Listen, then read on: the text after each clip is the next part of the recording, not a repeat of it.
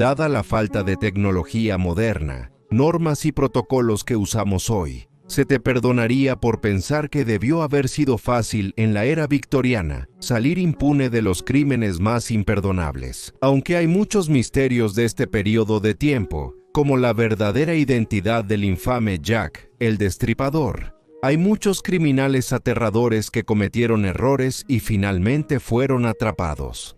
En el episodio de hoy de Detective de Casos Fríos, exploraremos dos escalofriantes casos de asesinos en serie de la época victoriana.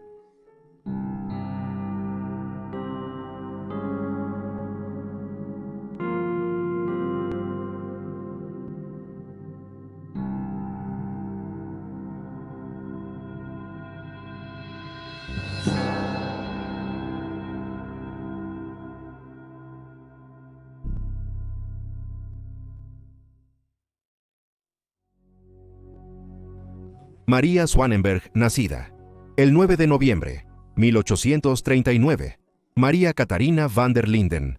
Swanenberg es una de las asesinas en serie más notables del mundo. Fue una de las primeras asesinas en serie que surgieron de los Países Bajos. Aunque, hay que admitir, su infamia fue efímera. No se ha documentado mucho sobre la crianza de María, aparte de que su padre era un hombre llamado Clemens Swanenberg y su madre se llamaba Johanna. La pareja tuvo a María mientras vivían en Leiden, en la provincia de Holanda del Sur, y no eran particularmente ricos. De hecho, María pasó la mayor parte de su vida viviendo en condiciones deplorables, como la mayoría de la clase trabajadora en el siglo XIX. Tenía 11 hermanos, pero solo 4 llegaron a la edad adulta, y su padre trabajaba largas horas en una fábrica, a menudo solo teniendo un día libre a la semana. María se casó con su primer esposo, Johann van der Linden, el 13 de mayo, 1868. Antes de que la pareja se uniera, la joven había dado a luz a 2 hijas, pero trágicamente había perdido a ambas en su infancia. Durante el matrimonio de María con Johann, tuvieron 5 hijos saludables, pero ella era madre de 4. Tenía 4 hijos saludables y 2 hijas más. Sin embargo, finalmente, la unión se desintegró, después de casi 20 años. María era conocida en su comunidad como una mujer cariñosa, generosa y de buen carácter. Ella cuidaba a los niños locales, atendía a los enfermos y realizaba las tareas del hogar para los frágiles y ancianos. Parecía ser un verdadero pilar de la comunidad, pero no pasó mucho tiempo antes de que esta imagen perfecta comenzara a desmoronarse. Se creía que los crímenes de María comenzaron en 1880, y a diferencia de algunos asesinos en serie, que quizás escalan lentamente sus delitos, la mujer holandesa comenzó con uno de los crímenes más atroces que uno podría llevar a cabo. Le quitó la vida a su propia madre, a sangre fría. Poco después, María envenenó a su padre. Aunque hay pocos detalles registrados sobre las víctimas de María, muchos de ellos eran sus parientes. En total, se sospecha que envenenó a más de 65 personas, y se cree que esto llevó a la muerte de al menos 23 de ellos. El arma de elección de María era el arsénico, un veneno insípido que podía ser introducido en la comida y la bebida de sus víctimas. Era fácil de comprar en ese momento, ya que se utilizaba para cuidar de las plagas, y producía síntomas como náuseas, vómitos, diarrea, dolor abdominal, calambres musculares y piel roja e hinchada. El motivo detrás de los horribles crímenes de la joven era financiero. María solía sacar pólizas de seguro de vida a sus víctimas, en un momento en que era posible sacar varias a la vez en una sola persona. A partir de entonces, ella planearía su desaparición para después cobrar el dinero. Sin embargo, ha habido más debate sobre los motivos de María. Algunas personas han especulado que quizás simplemente estaba impulsada por el deseo de matar. Después de todo, a pesar de la cantidad de dinero que recolectó, continuó viviendo en condiciones precarias. Se ha postulado que quizás los crímenes comenzaron por ganancia financiera, pero rápidamente se convirtieron en algo más oscuro. Se informó que era tan descarada con sus crímenes que una vez envenenó a personas que asistían a un funeral poniendo arsénico en su café. Los crímenes de María fueron descubiertos en diciembre de 1883, cuando fue sorprendida intentando envenenar a la familia Frankhausen, introduciendo arsénico en su cena. La madre de la familia y un niño lamentablemente fallecieron, aunque los otros miembros de la familia, incluyendo al padre, sobrevivieron. La policía de Leiden se volvió sospechosa de cuántas personas morían bajo el cuidado de María. y llevó a cabo una extensa investigación en la que se habló con docenas de residentes locales, miembros de la familia y otros. Incluso lograron hablar con posibles proveedores del arsénico. La investigación fue tan exhaustiva y profunda que tardó más de 1 año y medio en completarse. Se excavaron y examinaron los cuerpos de 13 de sus víctimas. Ahora, puede parecer obvio notar que un envenenador en serie estaba caminando por las calles, pero dado las altas tasas de mortalidad en la zona de todos modos y las malas condiciones de vida de aquellos que murieron, no era inmediatamente obvio que algo estaba mal. Leiden, en general durante este periodo, era una ciudad azotada por la pobreza, donde los trabajadores apenas lograban mantenerse a flote. El juicio de María comenzó el 23 de abril, 1885, donde posteriormente fue encontrada culpable de 3 asesinatos. Su historia se había convertido en un espectáculo a nivel internacional, y su nombre rápidamente se convirtió en uno que se temía. La comunidad local estaba conmocionada de que una mujer que alguna vez consideraron el epítome de la bondad, ahora se revelara como una asesina.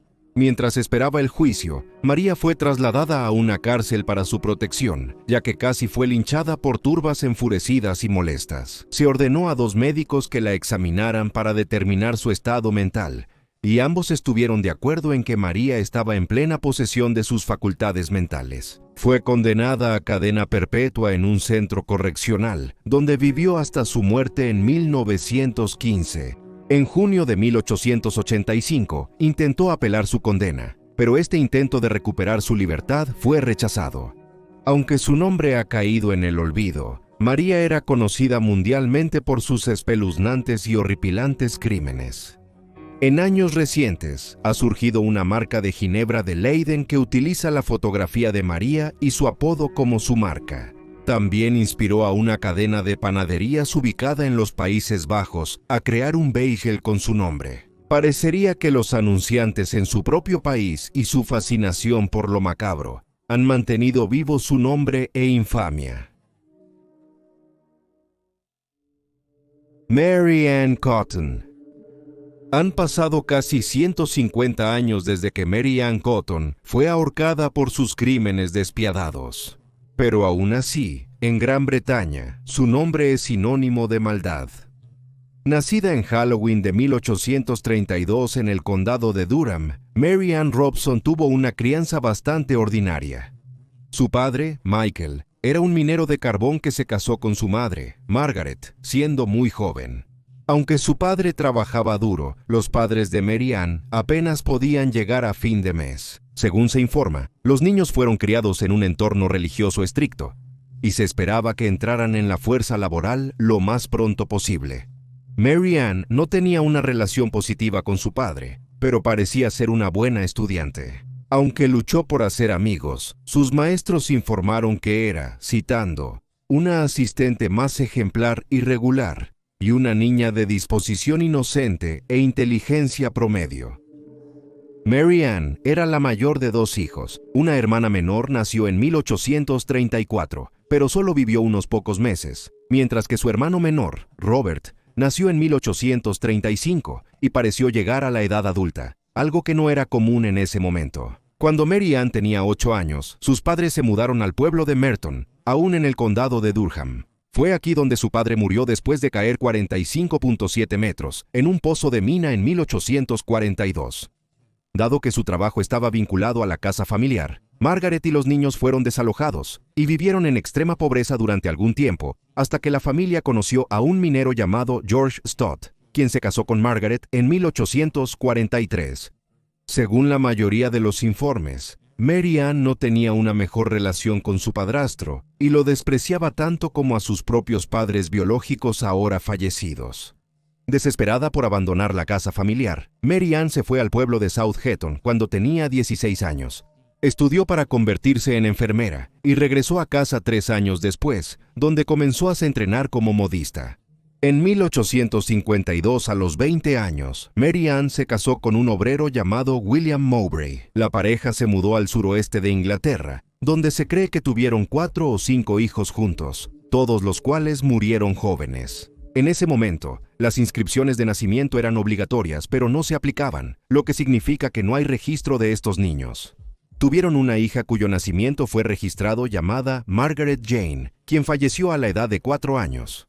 Al año siguiente, la pareja tuvo otra hija a la que también llamaron Margaret Jane. Su hijo, John Roberts, nació en 1863, pero murió un año después de fiebre gástrica. En enero de 1865, William murió repentinamente de un trastorno intestinal. Su viuda, Mary Ann, cobró su seguro de vida, que valía 15.8 kilogramos, el equivalente a alrededor de 181.7 kilogramos en el dinero de hoy. También cobró 2 libras por la muerte de su hijo, aproximadamente unas 113.3 kilogramos hoy en día. Poco después del fallecimiento de su esposo, Mary Ann se mudó a Seaham Harbor, condado de Durham, donde conoció a un hombre llamado Joseph Natras. La pareja se convirtió en amantes, pero Joseph estaba comprometido para casarse y no estaba dispuesto o no podía romper el compromiso. Así que la pareja se separó. Después de la ruptura de su relación con Joseph, Mary Ann se mudó a Sunderland, donde comenzó a trabajar como enfermera en la casa de recuperación para la cura de la fiebre contagiosa. Fue aquí donde conoció a un ingeniero llamado George Worth, con quien se casó el 28 de agosto de 1865. Aunque ya estaba en mal estado de salud, los médicos de George se sorprendieron cuando su condición empeoró al año siguiente y falleció el 20 de octubre de 1866. Había sufrido de parálisis y problemas intestinales, aunque su muerte se registró como causada por cólera inglés y tifoidea. Mary Ann cobró rápidamente su póliza de seguro de vida. Menos de un mes después de la muerte de George, Mary Ann comenzó a trabajar como ama de llaves para un carpintero de barcos llamado James Robinson, quien era un viudo reciente. Un mes después de su contratación, James encontró a su bebé muerto por fiebre gástrica. Buscó consuelo en Mary Ann, quien quedó embarazada.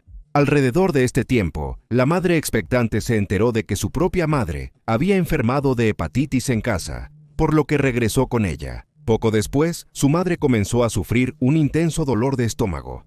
9 días después, en la primavera de 1867 falleció. El padrastro de Mary Ann se casó con su vecina viuda más tarde ese año. Al regresar con James, Mary Ann trajo consigo a su única hija sobreviviente, Isabella. No pasó mucho tiempo antes de que la niña desarrollara dolores de estómago y falleciera, junto con 2 de los propios hijos de James. La supuesta madre afligida cobró un seguro de 5 libras, el equivalente a unas 286.2 kilogramos en el dinero de hoy. James y Mary Ann se casaron el 11 de agosto de ese año, y su primer hijo nació unos meses después en noviembre. Sin embargo, solo sobrevivió unos meses. El segundo hijo de la pareja, George, nació el 18 de junio de 1869. El matrimonio de la pareja distó de ser feliz y las fisuras aparecieron pronto. James se volvió sospechoso cuando Mary Ann insistió en que sacara una póliza de seguro de vida. También descubrió que a sus espaldas, ella había logrado acumular una deuda de 27.2 kilogramos, o 227.5 kilogramos hoy en día, y que había robado el equivalente moderno de 146.3 kilogramos que se esperaba que depositara en el banco. Al hablar con sus hijos, James descubrió que Mary Ann los había estado obligando a empeñar objetos de valor de la casa y devolverle el dinero. Furioso, echó a su nueva esposa. Retuvo la custodia de su hijo, George. Mary Ann quedó desolada, no tenía dinero y estaba en la última posición en la que quería estar. Luego las cosas cambiaron cuando conoció a Frederick Cotton, quien era el hermano de una de sus amigas. Frederick era un minero y un viudo que vivía en Walbottle, Northumberland, con 2 hijos. Desde que murió su esposa, los hijos de Frederick a menudo eran cuidados por la amiga de Mary, quien era una especie de figura materna para ellos. En marzo de 1870, la amiga de Mary falleció debido a una enfermedad estomacal indeterminada, dejando un espacio para que Mary Ann hiciera su movimiento. Consoló a Frederick, cuidó de sus hijos y poco después quedó embarazada. La pareja se casó bigamamente en 1870, ya que Mary Ann todavía estaba casada con James en este punto. El primer hijo de la pareja, Robert, nació a principios de 1871. Sin embargo, poco después de que la pareja se casara, Mary Ann descubrió que Joseph Natras, su antiguo amante que había estado comprometido la última vez que se encontraron, ahora vivía a solo 48.2 kilómetros de distancia en el pueblo de West Oakland. y, para su deleite, ya no estaba casado. Fue rápida para reavivar la llama y dio a su familia razones por las que deberían mudarse al pueblo, lo cual hicieron. Frederick fue la siguiente víctima de Mary Ann, falleciendo en diciembre de 1870 por fiebre gástrica. Después, Joseph se convirtió en su inquilino, pero su atención fue captada por alguien más cuando comenzó a trabajar como enfermera de un oficial y quedó embarazada de su hijo. Mientras tanto, el hijo de Frederick, Frederick Jr., murió en marzo de 1872 y Robert falleció poco después. Joseph también encontró su fin poco después de revisar su testamento para asegurarse de que incluía a Mary Ann. Las cosas finalmente comenzaron a desmoronarse ese año cuando Mary Ann se quejó del hijo restante de Frederick Cotton, Charles, a un funcionario parroquial llamado Thomas Riley. Afirmó que él estaba interponiéndose en su matrimonio con el hombre cuyo hijo estaba esperando, y preguntó si Charles podría ser enviado a un asilo de pobres, pero le dijeron que tendría que acompañarlo, lo cual estaba fuera de discusión para Mary Ann. Ella respondió que él estaba enfermizo y notó, citando, «No estaré preocupada por mucho tiempo. Él se irá como todos los demás, Cotton». No está claro por qué hizo esta declaración incriminatoria, pero parece probable que se volvió demasiado confiada, porque se había salido con la suya en un asesinato durante tanto tiempo. 5 días después, Mary Ann le dijo a Thomas Riley que Charles había fallecido. Como asistente de forense, Riley sospechó inmediatamente y fue a la policía. Persuadió al médico de posponer la emisión del certificado de defunción. Cuando Mary Ann fue a cobrar los pagos del seguro, le dijeron que no recibiría el dinero sin un certificado de defunción. Se realizó una investigación, pero se dictaminó un veredicto de causas naturales, mientras Mary Ann alegaba que Riley estaba haciendo acusaciones contra ella, porque ella había rechazado sus avances románticos. Aquí podría haber terminado la historia si no fuera por los periódicos que se enteraron de la historia y posteriormente comenzaron a buscar información. Descubrieron que Mary Ann tenía la costumbre de moverse por el país y estaba rodeada de tragedia. Con los años, había perdido a 3 esposos, un amante, un amigo, una madre y 11 hijos, todos los cuales habían muerto en circunstancias similares. Riley continuó insistiendo en hacer pruebas a Charles. Su cuerpo había sido enterrado, pero el forense guardó varias partes del cuerpo. Revelaron rastros de arsénico, confirmando que no había muerto por causas naturales, sino que había sido envenenado. Como resultado de este avance, finalmente arrestaron a Mary Ann y la acusaron de su asesinato. El juicio de Mary Ann se retrasó hasta que dio a luz a su 13º hijo, quien fue adoptado siendo un bebé por otra pareja. El padre de su bebé no perdió tiempo y cortó todos los lazos con ella después de escuchar de lo que se le acusaba. Cuando el juicio comenzó el 5 de marzo, 1873, la defensa de Mary Ann afirmó que Charles había muerto por inhalar arsénico utilizado en el tinte del papel tapiz verde en la casa de la familia Cotton. Esto no era increíble, dado que el arsénico se usaba comúnmente en artículos del hogar en ese momento. Pero el jurado no compró los argumentos de la defensa y devolvió un veredicto de culpable después de solo 90 minutos. Se había programado a Mary Ann para otra audiencia concerniente a Joseph, Frederick Jr. y Robert Cotton, todos los cuales se encontraron que habían muerto por envenenamiento después de que sus cuerpos fueron exhumados, pero esto no avanzó después de su primera condena, donde fue sentenciada a muerte. Al escuchar su sentencia, Mary Ann intentó limpiar su nombre y rogó por ayuda a su esposo, James Robinson, a quien le escribió muchas cartas. También lo culpó por abandonarla. Mary Ann Cotton fue ahorcada el 24 de marzo, 1873 en el condado de Durham. Sin embargo, su ahorcamiento fue mal hecho y finalmente fue estrangulada hasta la muerte por la cuerda. Su 13º hijo, Margaret Edith, quien fue adoptada, vivió hasta 1954. Su hijo, George, a quien tuvo con James Robinson, también sobrevivió. Mary Ann nunca confesó ningún otro asesinato, aunque se cree que mató a 21 personas, incluyendo a 15 miembros de su familia. Fue apodada el Ángel Oscuro después de que sus crímenes salieran a la luz. A menudo se la menciona como la primera asesina en serie femenina de Gran Bretaña, aunque esto no es cierto. Sin embargo, quizás sea una de las más infames y aterradoras. Y ahí tienes los hechos. Por favor, deja un comentario abajo con tus propias teorías y especulaciones. Y recuerda darle me gusta de este video y suscribirte para apoyar al canal. También puedes apoyarnos en Patreon para tener acceso a contenido adicional detrás de cámaras y una serie de otros contenidos extra además. Gracias por ver. Mantente alerta, mantente seguro y nos vemos la próxima vez.